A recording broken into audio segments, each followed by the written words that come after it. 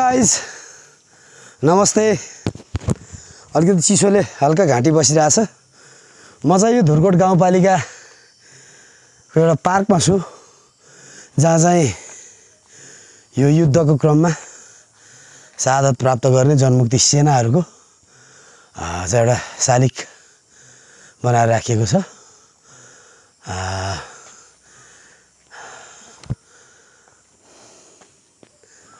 देशमा परिवर्तनका लागि समाजवादका लागि यो भुइँ मान्छेहरूका उत्थानको लागि भनेर जनमुक्ति सेनाहरूले आफ्नो जुन रगत बगाए, थाहा छैन त्यो रगत बगाएको परिणाम चाहिँ सम्भवतः भेटेका छन् छैनन्, तर उहाँहरूको चाहिँ सम्झनामा यो पार्कमा यसरी यो शालिग बनाएर राखिएको छ। रमाइलो छ। यो गाउँपालिकामा पनि अहिले सम्भवतः माओवादीकै अध्यक्ष हुनुहुँदो रहेछ, भूपाल पोखरेल भन्ने नाम सुने। पार्कमा यसो घुम्न आउन बस्न चाहिँ राम्रो बनाएर रहेछ, तर अलिकति केही झार बुटाहरू टिप्नु पर्ने अवस्थामा रहेछ। यहाँ अर्को त्यसै गरी अर्को शालिग चाहिँ बच्चाहरूलाई खेल्नको लागि के छ बाबु? ठिक छ।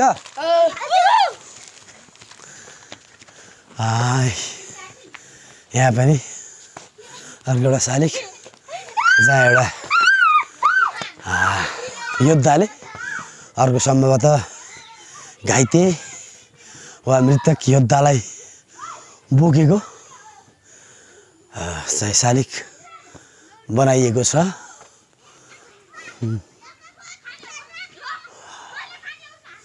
गुड।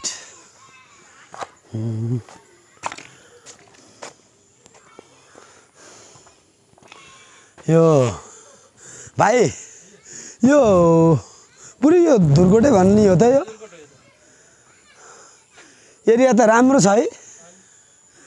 म बिहान माथि त्यो हाइट धुर्कोट सङ्ग्रहालय, यो पहिला 22-24 राज्य हुँदाखेरि पहिलाको राजाहरूले यहाँ बसेर आफ्नो टाढा टाढासम्महरू चाहिँ हेर्ने गर्नुहुन्थ्यो भन्ने एउटा कथन छ।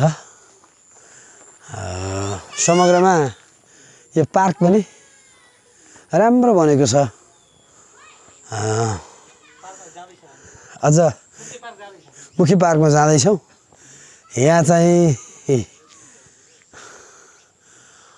महान शहीद अमर रहून् शहीदहरू भनेर शहीदहरूको नामावली छ। यहाँ कृष्णबहादुर कुँवर, नवराज, खिम विक्रम नेपाली, राहुल, सायद उहाँहरूलाई दिएको यो निकनेम थियो होला त्यो बेला। 10 वर्ष जनयुद्धमा शहादत प्राप्त गर्ने गुल्मी जिल्लाका महान शहीदहरूको नामावली।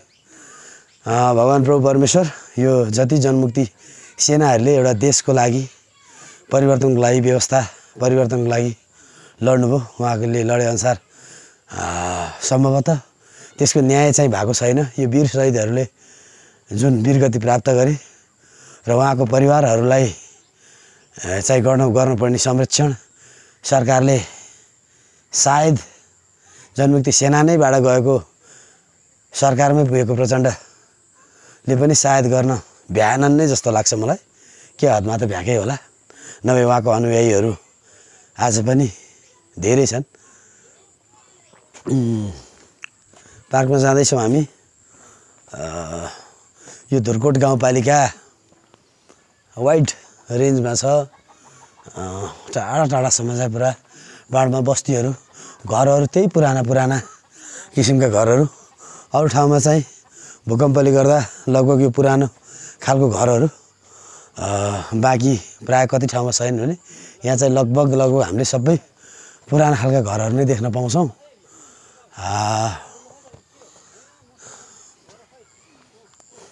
पार्क राम्रो बनेको छ।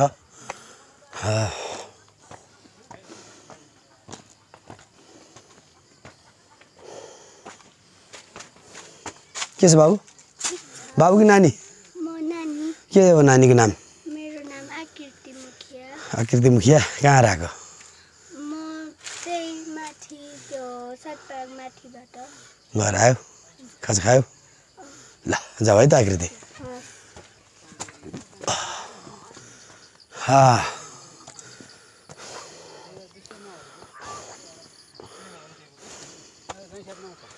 अङ्कल नमस्कार सन्चै हुनुहुन्छ आराम हुनुहुन्छ म चाहिँ हाम्रो भाइसित यहाँ ससुराली आएको बेला यतिको राम्रो पार्क त माथि म बिहान पुगेर बनाएर आइसकेँ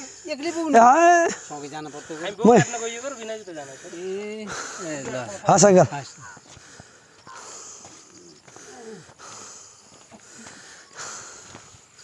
अनि यो त पुरा त्यो उतासम्म पनि धुर्कोट हो यो त हाम्रो यो वस्तु हो उता पर चाहिँ त्यो त होइन नि हजुर इसमा ल विशेष पार्कमा अहिलेको ओम प्रकाश अर्याल इस्मामा हो अमरपुर अच्छा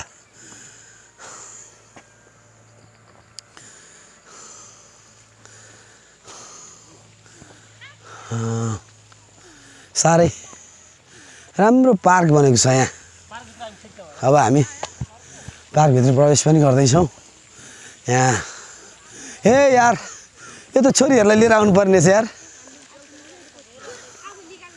अब भोलि एकचोटि लिएर आउनुपर्छ लछु है हाई गाइस सन्चै छौ नमस्ते के तिम्रो नाम मेरो नाम सौरभ सुनार पढिरहेको छौ हजुर कति कक्षा पढ्छौ म 5 मा फर्स्ट हो तिमी हजुर तिमी फर्स्ट हो नै फर्स्ट हुनुपर्छ यतिको फुर्तिलो मान्छे है हो सिटामल इन्टरटेनमेन्ट भने फलोवर्स चाहिँ खासै छैन सब्सक्राइबर ल समग्रमा रमाइलो छ गाइस हामी पार्कमा जाँदैछौँ